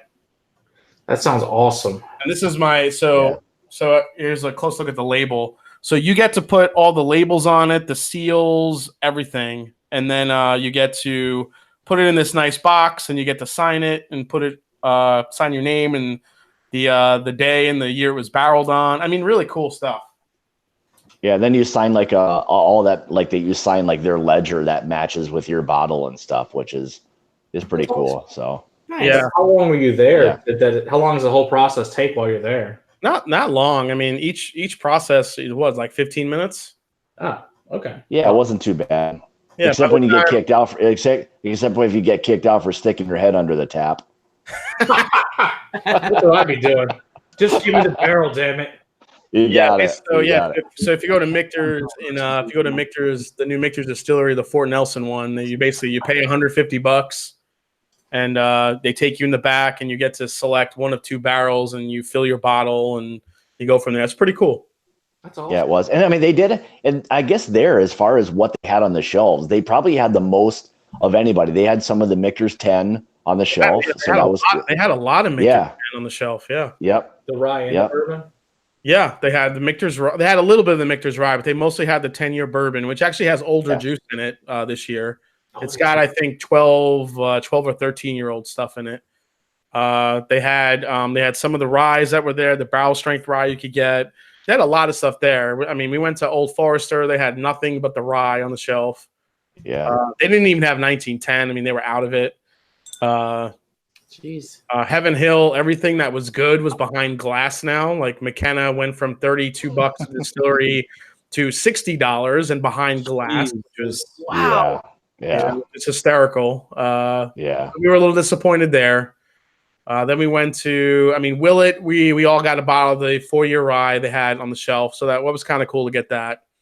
Bardstown Bourbon Company, we probably had the most fun at. We got to try a million different things, the new make, and you get to see all the different bottles that they produce or help produce.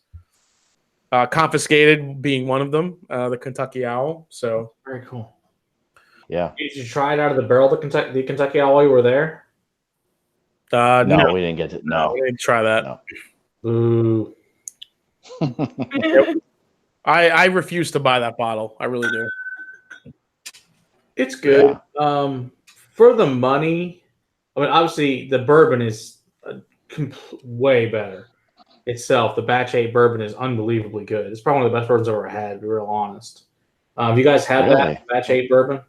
I have had 8, but I've not had any of the others, so I didn't have any comparison at all. So yeah, I haven't had the other. I just know compared to other bourbons how good it is. Yeah. Batch 8 was by far one of the most complex bourbons I've ever tried. Which one? The what he's talking about, the Kentucky Owl Batch 8. We recently did a review on that one, and I mean, it is absolutely one of the most complex bourbons I've ever had. Yeah, that's a steep MSRP on that. I think 300 or 350 or something. Yeah. If you can get it. I told Scott the story. I went into a store, and they had literally just got a case of the Kentucky Owl bourbon. I forgot which batch it was. This was a couple years ago, so it was a while back. And I went up to the guy, and I'm like, "Holy crap, you have Kentucky Owl bourbon?" He's like, "Yeah." I'm like, "How much?" He's like, "Oh, it's $600." I'm like, "No, I don't." I'm like, "I don't want the case. I just want a bottle." He's like, "That is a bottle, sir." I'm like, "Are you drunk?" Oh my gosh! I literally said that to him. I'm like, $600. "Are you high? $600 for a bottle of Kentucky Owl?"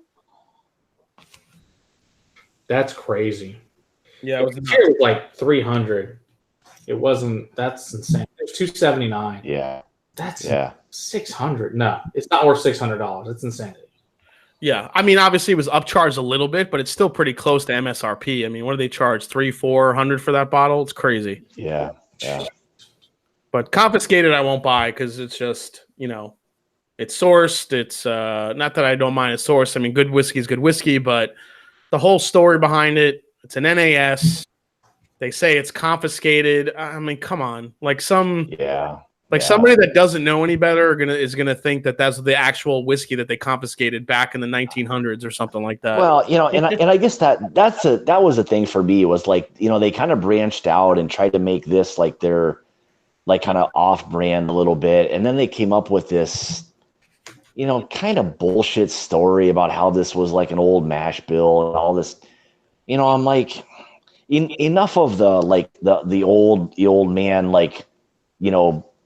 distiller tales and stuff. I think we've all heard this stuff before, and we don't need to be lied to. We get it. It's just selling this shit. I really don't think they're selling it to us. They're selling it to the people who can't get Kentucky Owl but still want something that has Kentucky Owl on it. I get it. Yeah. So whatever. I'm just jealous because I don't own it. Well, you got to pay for Stoli Kentucky Owl land. Yeah. I mean, that's really what we're funding is the giant adult playground. You got it. You got it. Well, Donald Rance has asked, has anyone had the Woodford Reserve Cherrywood smoked barley? It sells here for $135. Donald, the best advice I can give you is to avoid that shit at all costs. Yes, do not buy it. It is awful. Do not buy the Cherrywood smoked barley. It is nasty. But the oat is worse. The which one? Oat. Oh, I reviewed the oat. That was, I was like, oh my God. It was so weird and not good. I will never buy a Woodford Reserve Master's Collection ever again. The only one that I've had so far that's really good has been the batch proof has been delicious. Yeah, the batch is way better. Other than that, I know they're coming out with a chocolate rye, and they're also coming out with a mistake-made chocolate bourbon. So, mistake made. Yeah. Okay. Sure. I believe all these mistakes. No, they were serious about it. So basically, once they did their chocolate rye and they created it, they cleaned out all their pot stills and then they ran the bourbon through it, and they were tasting the new make and they found that it had a chocolate note to it, and they're like, "What the hell's going on?" Basically, all the chocolate leftover flavor from the chocolate rye was left over in the stills, and they basically barreled. I don't remember how many barrels of it that they have, but I think it's going to be a special release. So, okay. Yeah. Makes sense. So, the oopsie release. What's that? The oopsie release. The oopsie. Yeah. It's the oopsie bottle. They should put that on the front of the Master's Collection. Master's Collection oopsie. They shouldn't even say what it is. Just call it oopsie. You know what? Sometimes that's just the way to sell it. Just I would do that, man. I would too. Like, this is your fuck up. I want to taste that. Yeah, I want to taste the oopsie. Yeah. People do it all the time. Why not? Never good at all. But all right, well, I guess we should probably wrap this up so the people probably want to go to bed at this point in time. I have some bottles I need to be picking up very soon, including the Talisker 18. Absolutely. Yeah, that was insanely good. And that if I ever see that Jura 18, even though I'm disappointed in the ABV, that thing is delicious. True. Yeah, good stuff. So, all right, guys. Well, if you want to tell them where you can find you guys at, that would be awesome. So, Jason, you want to start? Yeah, you guys can find me at the Mash and Drum on YouTube. I have a pretty cool video coming out soon. If you guys will follow my channel, I do these things called double base, where I put two bourbons or two whiskeys head to head. I am putting Port Charlotte 10 versus Ardbeg 10 in my next one as a head-to-head matchup. So really looking forward to see how that goes. You can find me on Instagram at the Mash and Drum, and my dirty Twitter handle at Mash and D. So, I will find me there. And if you guys are interested in purchasing one of my new coins, leave a comment on one of my videos in my on my channel, or reach out to me through Instagram or Twitter, and I'll get you one. So I'm gonna need one of those. What's that? You said you need one. We're gonna need one of those. Yeah, I'll get one out to you guys. Just let me know if there's a number you want. Yep. All right, Scott. Yeah, hola, Matt. Thanks for having me on. I appreciate it. It was a good education. It was fun listening to you guys describe a lot of those things. So I think my palate's warmed up a tad. I won't go as far as saying, well, we'll leave it at that. You actually made big progress tonight in reality. Yeah, I think so too. I'm a little shocked in terms of kind of how much I was okay with a lot of this stuff. Yeah, I'll send you some stuff, and we'll have you back on and see what you think of them. Yeah, that'd be fun to be able to go through it with you guys. Just I really want to kind of see where we go. So I really want Scott to try that Jura. I think he would really like it. I was going to say so too. The Jura, the Talisker, not the Talisker, the Jura, the Lasag, I think would both possibly, and the Highland Park 18 would all be three that you could probably get behind. The Highland Parks, especially, the peat on those goes way down the older they get. Well, it was interesting. It was, I mean, just in terms of what I have, it was different from when I tried it last time, and maybe just maybe before I'd psych myself out a little bit and, all of that. But no, I really enjoyed it. But yeah, thanks for having me on. I appreciate it. Your palate's changing. You're all grown up, buddy. Yeah, exactly. I feel like I've maybe gotten out of like 8th grade. I'm working my way into my freshman year. Hey, is that a so crack at me again? You're older than me. no, this wasn't Will. I promise that was no crack at you. I promise. I would have started at like I would have started at like 3rd grade if that was going to be the case. Oh, okay. Appreciate it. No. But yeah, no. But thanks for having me on. I had a good time listening and watching. Yeah, you can find me on my YouTube channel, My Bourbon Journey. Most of the time, bourbons, ryes. That's the majority of it for the most part. And then you can find me on Instagram, My Bourbon Journey. Same thing with Facebook and Twitter there as well. So thanks again. Absolutely. Thanks for coming on. I really appreciate it. Yeah. So on Friday night at 7:30 Eastern, 6:30 Central, we'll be on the Scotch Test Dummies channel.